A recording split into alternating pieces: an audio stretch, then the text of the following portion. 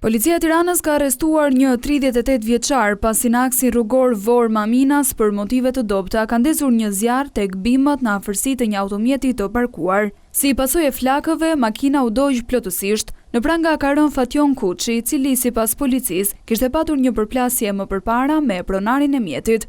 Ndërsa po ashtu është vënë nën hetim një 54 vjeçar pasi akuzohet për veprën penale moskallëzimi i krimit. Sipas bluve, kamerat e sigurisë në zonë kanë filmuar momentin kur 38 vjeçari ndaloi me makinë dhe më pas i vuri zjarrin disa bimëve duke shkaktuar djegjen e makinës.